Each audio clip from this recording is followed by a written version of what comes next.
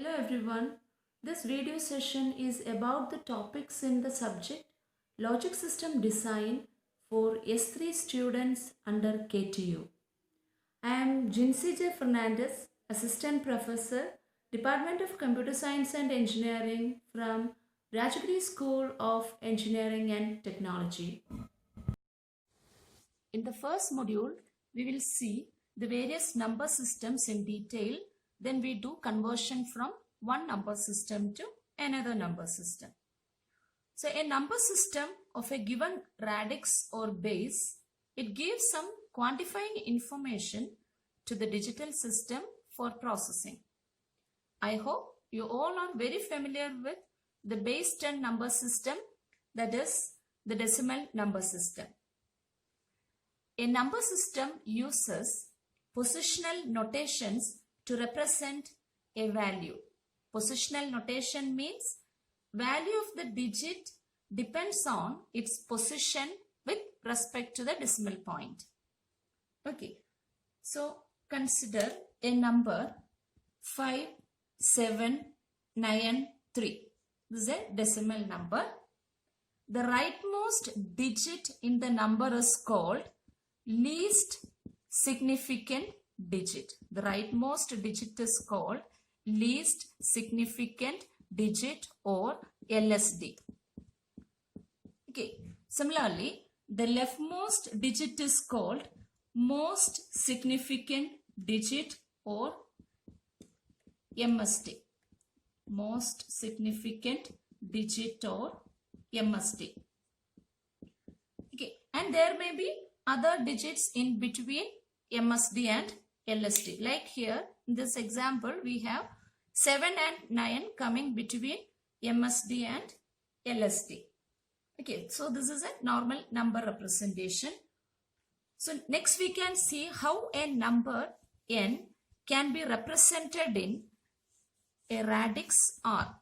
Okay, it's a general form. Then we will move to different number systems. Okay. So let capital N represents a number and R represents the radix. Okay. In general, a number N can be represented in radix R. This is the usual notation.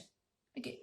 And the procedure is each digit in the given number is multiplied by powers of the radix. Each digit in the number is multiplied by powers of the radix. Okay, first I will show one example.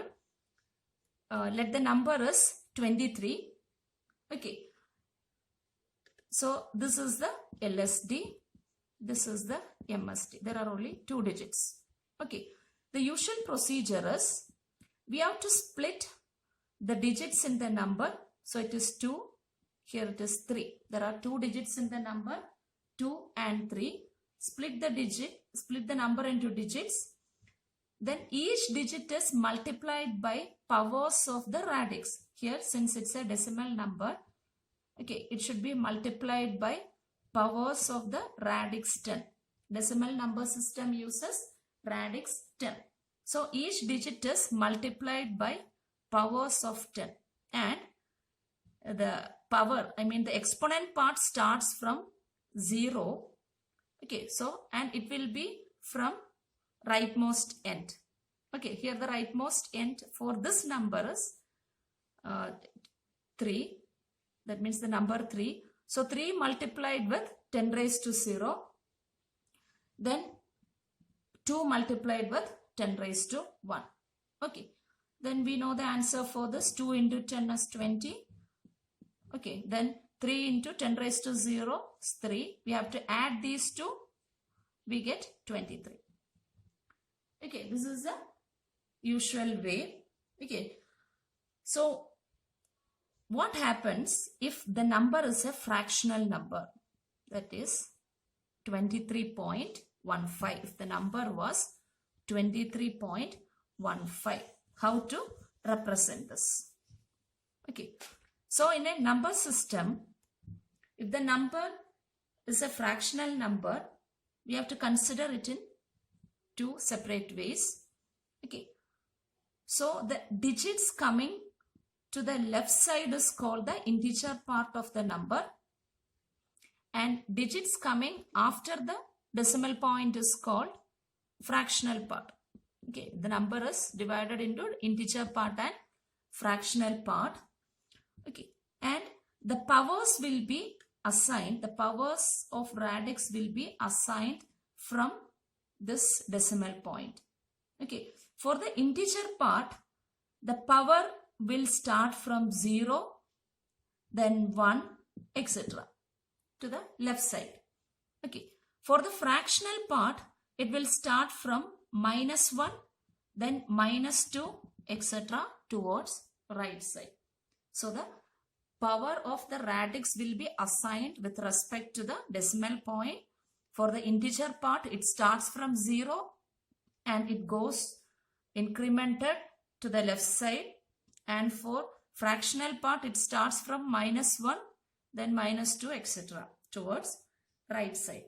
That means in general, we can say that numbers to the left of decimal point have positive exponents and numbers to the right of decimal point have negative exponents.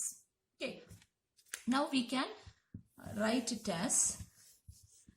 in general form as n of r, where capital N is the number, r is the radix. Okay. I can write it as dn minus 1 multiplied with r raised to n minus 1. I have already mentioned that each digit is multiplied by powers of the radix. Okay, let small n represents number of digits in the integer part of the number. Okay, number of digits in integer part of the given number n. Okay, so with the previous example 23, okay, this 3 will be the LSD, least significant digit, that is, it is at 0th position. 3 is at 0th position, 2 is at first position.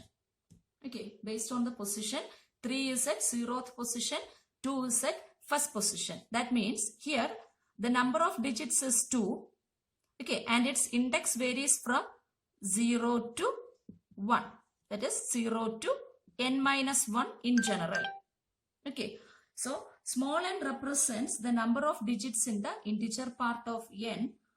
Okay, in that case, our number ranges from, our digit ranges from 0 to n minus 1.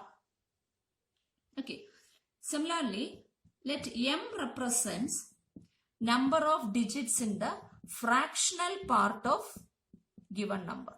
Capital M represents the number of digits in fractional part of n. Okay. Then how can we represent this in general form? Is like for an n digit integer part number, we will have 0th digit, first digit, second digit up to n minus 1th digit. So dn minus 1 represents n minus 1th digit multiplied with r raised to n minus 1. That is, r represents the radix, plus followed by n minus 2th digit multiplied by r raised to n minus 2. This will be continued till we reach 0th digit. 0th digit is denoted by D0 multiplied by r raised to 0. Okay, so the integer part of the number is represented as D0 r raised to 0 plus D1 r raised to 1, etc., etc. up to Dn minus 1 r raised to n minus 1, where small n is the number of digits in the integer part.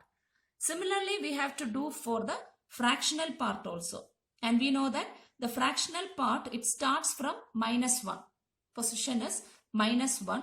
So D representing digit at minus 1th position multiplied with r raised to minus 1 plus d minus 2 multiplied with r raised to minus 2 plus etc.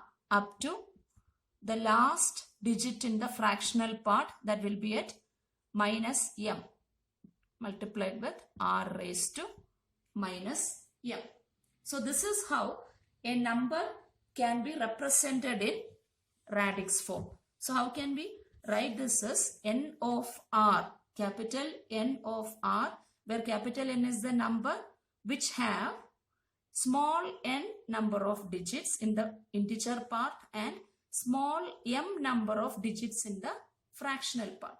So we can write it in a simpler form like sigma I equals minus m. Okay, so it ranges from minus m to n minus 1.